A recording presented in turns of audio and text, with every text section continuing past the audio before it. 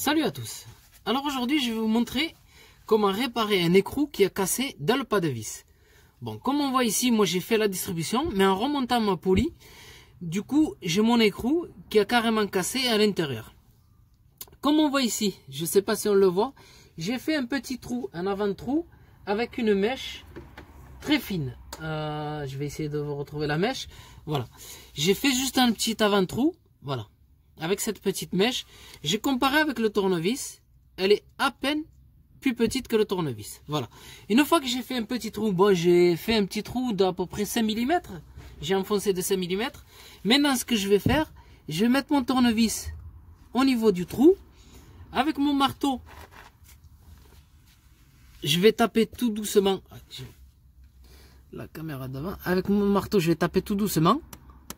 Voilà, pour essayer de le faire rentrer le tournevis dans le pas de vis. Enfin, dans le trou du pas de vis. Voilà. Là, je l'ai rentré. Tout simplement, ben maintenant, je vais desserrer. Tout doucement. Il faut y aller doucement.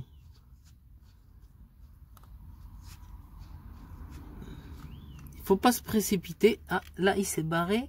Je vais essayer de revenir dans mon encoche. Voilà. Parce qu'une fois qu'on a enfoncé un peu, avec l'encoche, on arrive à le rattraper. Voilà. Comme on voit ici, le boulon, il commence, mon écrou, il commence déjà à sortir. Voilà, je ne sais pas si on le voit. Voilà, comme on voit ici à la vidéo. Je suis en train de le dévisser. Voilà, parce qu'en fait, une fois que j'ai fait le trou, voilà.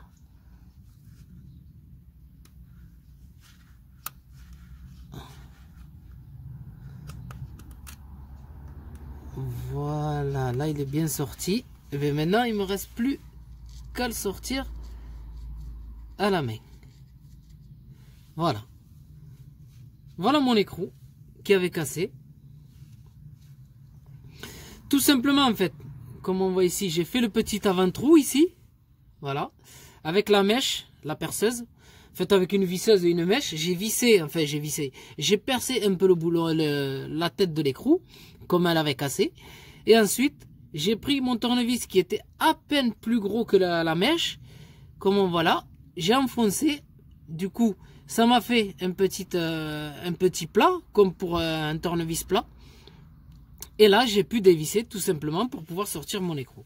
Voilà, j'ai voulu faire cette vidéo pour vous montrer si jamais vous avez le même souci, que vous n'arrivez pas à... Quand vous cassez votre boulon, mais tout simplement, ne vous précipitez pas, allez-y doucement, prenez votre visseuse avec une mèche.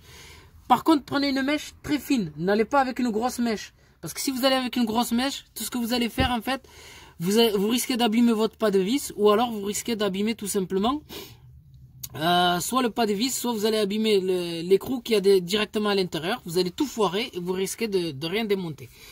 Tout simplement une petite mèche, vous mettre bien vers l'intérieur, bien au milieu, faire l'avant-trou, voilà, faire l'avant-trou.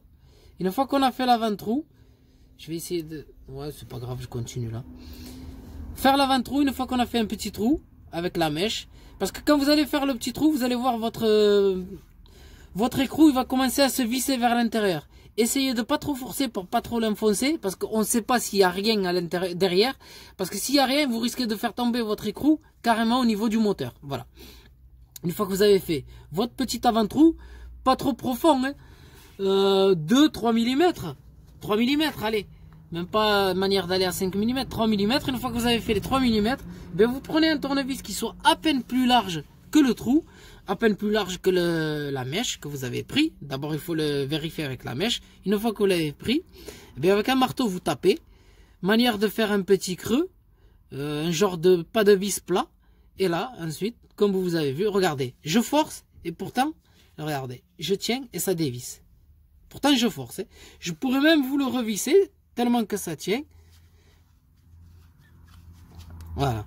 Parce que j'ai pas peur de le visser ou de la lever. Parce que je sais que mon astuce, elle tient vraiment. Voilà. Vous voyez bien que ça se dévisse, que ça se visse. Voilà, mais j'espère que cette vidéo pourra quand même vous aider à vous dépanner. Si jamais vous avez un écrou qui est vraiment cassé à l'intérieur, ça pourra vraiment vous dépanner parce que si jamais vous laissez votre écrou cassé, vous risquez d'avoir des problèmes, surtout si vous avez 4 boulons, 4 écrous à visser, que vous en vissez que 3 ou 2, c'est vraiment le bordel. Il vaut mieux visser la totalité. Voilà, mais je vous souhaite une très bonne vidéo à tous.